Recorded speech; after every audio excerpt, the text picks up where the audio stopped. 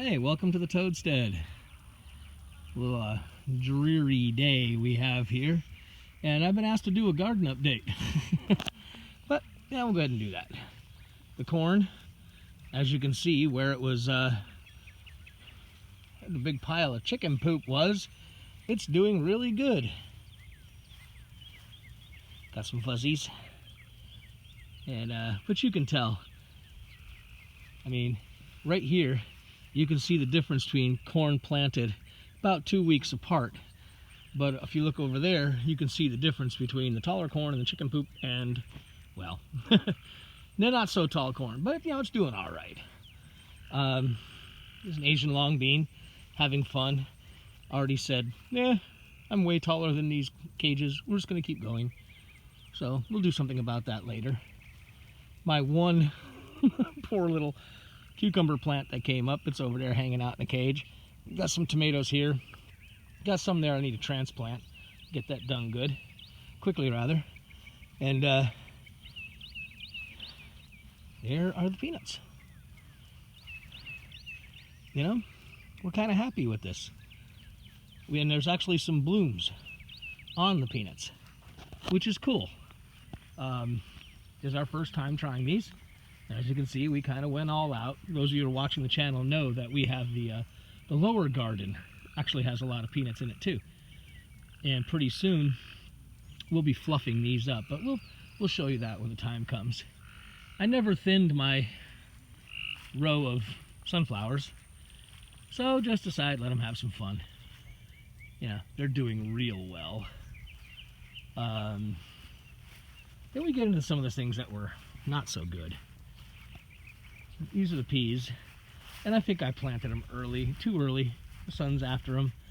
But the thing about the peas, the big mistake, and yeah, that's my poor excuse for Florida weaving. I know it looks like a horror movie, doesn't it?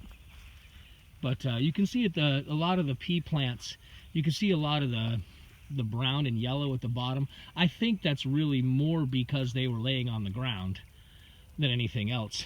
And they're actually, let's see, show you here. There are some peas coming in. You know, so they're doing their thing. That one's flowering, having a good time. And we just did this today. Went ahead and trussed these all up. Put a trellis, well, a semblance of a trellis on there. Left little walkways to get in between. But hey, you know, we're learning. This was a big goof because I just wasn't thinking. And the rooster's reminding me, that's his way of laughing at me. I wanted to, of course, put the corn in a nice big square because, you know, the way it's pollinated and all that, a long row wasn't a good idea. But it just didn't occur to me when I planted these peas. What I should have done, instead of making this square you see in front of you with this mess of string, is I should have just put them in a big long line like I did. One row, maybe two, like I did the sunflowers. And I could have planted the sunflowers here, and it just would have been better. But as we say in America, oops. Now, this big plot. For those of you who are watching the channel before, you might know that we didn't put this in actually to plant anything in particular. We put it in because we had the access to the tractor. And after we finished, you know, this spot up here, making it larger, and then doing, I think I can swing you over there without getting you sick. And if you look up over the top of the trailer, you can see the corn on the back garden, and its peas and its peanuts, blah, blah, blah. We did all that. Really because we didn't know how long we were going to have access to this trailer, and this tractor, I'm sorry, and we still don't. But we wanted to break this ground. This ground has not been broken in at least, I'd say at least 40 years, if not more. This used to be all a big tongue tree farm back in around the Depression and a little bit later. And then it was mostly just, I guess people ran cows on it. It was all owned by one family. And going backwards in history through Google Earth showed this hadn't been tilled up in any way, shape, or form for a long, long time. So we wanted to break that ground while we had access to the bottom plow and to the, been a long day, to the, just the implements we needed. Yeah, the discs, the disc isn't what I couldn't think of, but we wanted to break it up, but we really didn't have anything planted in mind. So what we decided to do was experiment with ground cover. Now we're going to be using ground cover out back because we hope to have 1 or 2 cows back there in the future. So we just decided, as I'm doing this, it's early June, we just decided instead of letting it just go back, you know, to growing the local grasses and weeds and running the lawnmower over, we didn't want to go through all that. So we went ahead and made up a mixture of seed. We put in teff grass and buckwheat and sunflowers. So more sunflowers. I like sunflowers. And the idea, pardon me, the idea was to go ahead and just get something in here that'll grow, that's not weeds, not grass, and just see what happens.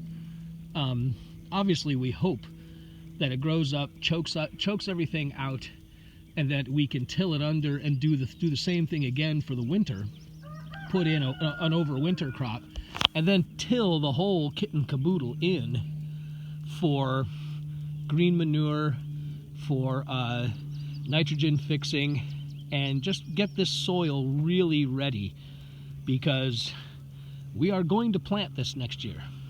We are hoping that our peanut experiment, again, if you were watching the channel, if you've been following the channel, you'll know that I've already got a buyer for, quote unquote, all the peanuts I can grow. Okay, challenge accepted. But we'll find out how that goes in the fall. If it goes well, then this will likely be almost all peanuts right here. And we're even considering, as you see in the camera, this other half over here, going ahead and tilling and disking it. So we've really maximized our broken ground. We don't really, you know, I'm sorry, I'm not one of these people that, you know, wants to live like a landed squire with acres of lawn. I think lawn is unproductive, silly, and pretentious. That's just me, personally. I only want to leave uncultivated property where it's used for something else. As you can see back here, this will be basically a drive. Come in through our back gate, which is around the corner of those bushes, and come down. And then that's my American chestnut tree, which seems to be doing okay so far. On the other side of it's the beehives that won't be there in the after this winter. They will get moved this winter to the back acre where they'll stay forever. So back there is where we'll have not only the way to drive the vehicles back and then back towards where you're looking, but the trailer parking, which is right now where we have trailers, the sailboat, and well, the 2 Fords that will soon someday be, well, I shouldn't say soon, it will someday be 1. But when we till this, backing those trailers in will become an issue. So we're going to relocate them back here, because quite frankly, you know, backing the Yukon into this, I mean, you're certainly not going to drive on freshly tilled land. So that's kind of what's going on now, and we're fixing to leave town for about 2 weeks. Like I said earlier in this, what's turning out to be a longer winded video than I expected, we just planted this. When I say just, I mean within the last hour. Let me see if I can see. I don't know if you can see that, but that stuff that looks like blue chalk, that's teff grass seed.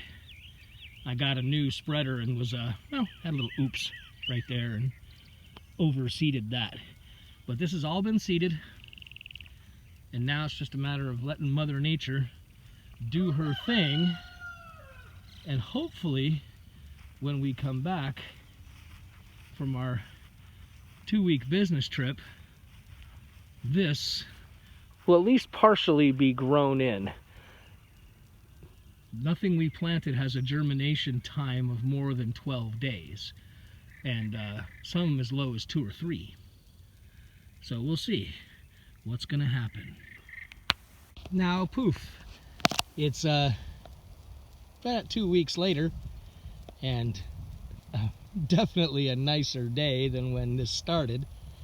And you can see things are growing up. Hopefully the wind got a little bit of a breeze. Hopefully it's not monkeying with the camera too much. Now, you can see the tough grass real well.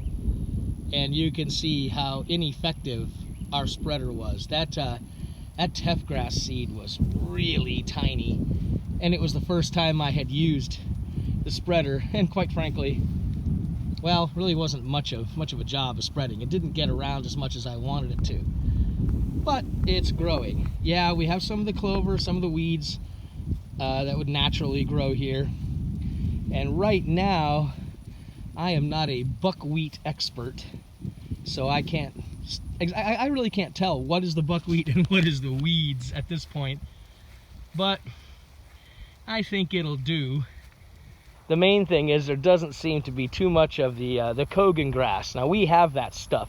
Those of you not familiar with the Kogan grass, there's a little bit right there around this tower base that will be eradicated with extreme prejudice. We've been after this stuff for pretty much ever since we've been out here, and we've pretty much got it gone. But that stuff is insidious. Look it up if you want to see the very definition of an invasive species. From what I understand, the stuff came in as a packing material into Mobile, Alabama some years ago. And evidently that packing material had some seed in it. And it has just been a real problem in our part of the country. But, you know, I would have liked to have seen a little better spreading on that tough grass. You can see in the middle how it's real thick. I really like it. Might even reseed, I'm not sure. Got plenty of time. Might give that a whirl again, because this, to me, that looks beautiful. It almost looks like a kind of what you might imagine a Irish or Scottish Highland grass. It's just really nice. And as soon as, like I said, we just got home, haven't had much of a chance to really study my buckwheat leaves so I can figure out which is which. But there's a little bit of grass you can see right in here. This is the native stuff. And we'll see if we can choke some of that out. But as I said earlier in the video, it's really about just putting something in there that'll keep the dirt going, keep the soil going until we get ready to use it. It's kind of weird to plow up a bunch of land when you're not going to, you're not going to be planting it. But you also know you might be losing the ability to break ground. And that's our biggest fear there. So we did it. And we're probably going to be breaking the other half on the other side of that tower base. And we'll really be starting to, the Toadstead farm will really start to take shape, I guess. And you can see in the distance there, one of those peanut plants has some flowers on it. This is the unused section. That's the last row of peanuts right there, and you can see this unused section, which I really should have seeded. Same as it did on the other open part, and I didn't. But yeah, we're starting to see little yellow blooms for the peanuts. But there you go. There's my sunflower. Hey, there's one. I just noticed him. There's one sunflower sitting up there. Really should have thinned these. Didn't. Oops. I like how this Asian longbean has decided to cruise over and take up residence on the sunflower plants. And that's an unintended experiment, but if that works, it'd be actually kind of neat. Because when we harvest the sunflowers, well, these plants are pretty strong. And if my mistake in not thinning them turns them into a trellis for these Asian longbeans, I mean, you can see the Asian longbeans were strong enough. where they actually got into these sunflowers and pulled that tomato cage over this way, you know, as if they were escaping the short little tomato cage and jumping on the much taller natural trellis that the sunflowers are creating. So that's kind of a thing to keep in mind for the future. I know I have seen people put beans on corn plants and let them grow up.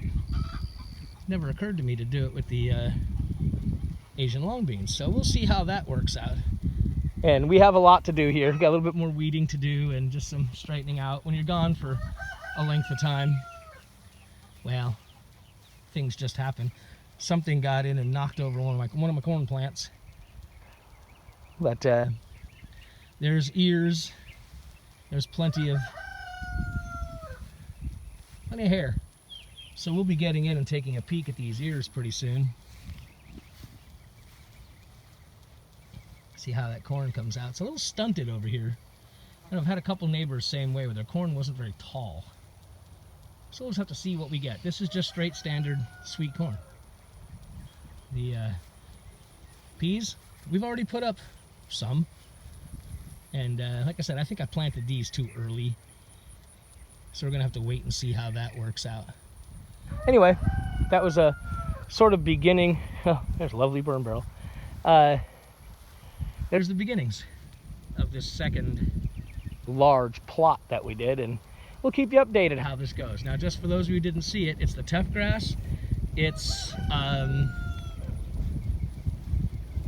ooh, heavens, the buckwheat, and more sunflowers. This was an idea that came up, well, I consulted with our local extension office, and this was what we decided to plant for a cover crop. How it's going to work? Well, we'll all find out next time around. Thanks for coming. We'll see you next time around.